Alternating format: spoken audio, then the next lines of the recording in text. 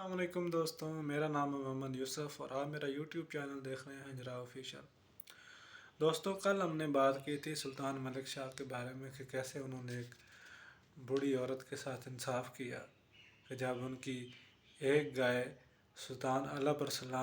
سلطان ملک شاہ کے لشکریوں نے اس کو ذبح کر کے کھا لیا تھا تو اس کے بدلے انہوں نے 70 گائے دی۔ تو آج ہم بات کریں گے سلطان ملک شاہ جب پیدا ہوئے اور سلطان الپرسلان کی وفات کے بارے میں۔ یہ سلطان ملک شاہ تھا جو 445 ہجری میں پیدا ہوا تھا۔ سلطان الپرسلان نے اپنی زندگی میں ہی اسے اپنا جانشین مقرر کر دیا۔ سلطان الپرسلان جب شہید ہوئے تو ملک شاہ کی عمر تقریباً 18 برس تھی۔ 18 برس تھے۔ سلطان الپرسلان کی شہادت کی وجہ سے تمام سلجوق سلطنت جو تھی وہ بہت ہی متاثر ہوئی، پریشان ہوئے، ایک بہت بڑا خلا پیدا ہو گیا، نازک مرحلہ آ گیا یقیناً الپرسلان کی شہادت کی وجہ سے۔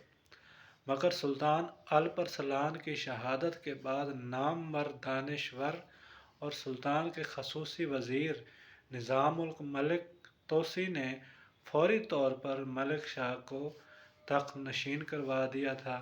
یہی فیصلہ سلجوق سلطنت کے استحکام کا باعث بنا۔ سلطان الپرسلان جب تخت نشین ہوا تو اس نے کسی جشن کا اہتمام نہیں کیا تھا، بلکہ تمام لشکریوں کی تنخواہوں میں فوری طور پر اضافہ کیا اور اضافہ کرنے کا حکم دے دیا اور 60 لاکھ کی خطیر رقم اس نے اپنے لشکریوں کی کارگزاری سے خوش ہوتے ہوئے ان میں تقسیم کر دی۔ سلطان الپرسلان ماوراء النہر کی مہم کے دوران ہی شہید ہوا تھا اور وہیں وہ بھی تھا، ماوراء النہر ہی میں ملک شاہ کی تاج پوشی بھی کی گئی تھی۔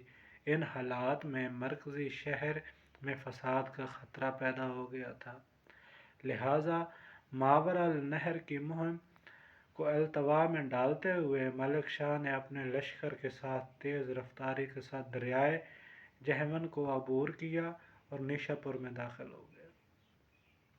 اپنے والد کی شہادت کے ساتھ ملک شاہ کے لیے چاروں طرف سے مصائب اور دشواریوں کے طوفان اٹھ کھڑے ہوئے۔ ملک شاہ سلجوق نیشا پور پہنچا ہی تھا کہ اسے پہلی خبر یہ ملی کہ سمرقند کے حاکم نے ملک شاہ سلجوقی کے خلاف بغاوت کر دی ہے اور آگے بڑھ کر اس نے ملک شاہ کے شہر ترمز پر غاصبانہ قبضہ کر لیا۔ بلخ شہر ترمز کے قریب ہی تھا۔ بلخ شہر میں ملک شاہ کا بھائی ایاز والی یعنی حاکم تھا۔ ایاز ایک لشکر لے کر بڑی عجلت میں سمرقند کے حاکم کے خلاف نکلا، لیکن بدقسمتی سے اس نے شکست کھائی اور بڑا نقصان کروا کر واپس بلخ چلا آیا۔ یوں سمرقند کے حاکم نے ترمز پر بھی قبضہ کر لیا۔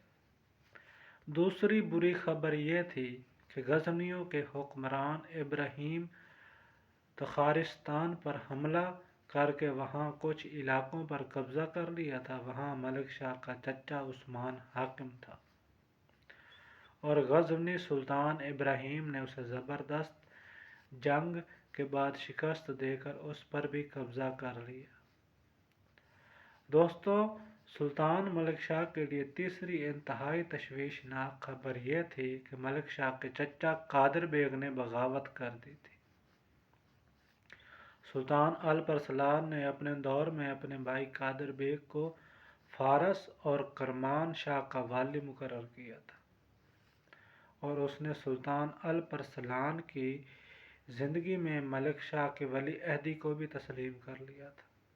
مگر الپرسلان کی شہادت کے بعد وہ ہوس اقتدار میں مبتلا ہو گیا، لہٰذا جو عہد و پیمان اس نے اپنے بھائی الپرسلان کے ساتھ کیے تھے وہ ان سے منحرف ہو گیا اور ایک زبردست لشکر لے کر رے شہر کی طرف بڑھا۔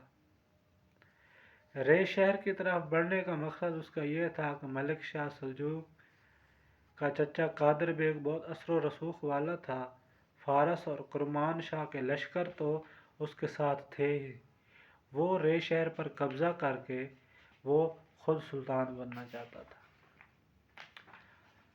دوستوں، آپ سے گزارش ہے کہ اگر ہماری ویڈیو آپ کو اچھی لگی ہو تو اس کو لائک کر دیں، شیئر کر دیں، اچھا سا کامنٹ کر دیں اور ہمارے چینل کو سبسکرائب کر دیں۔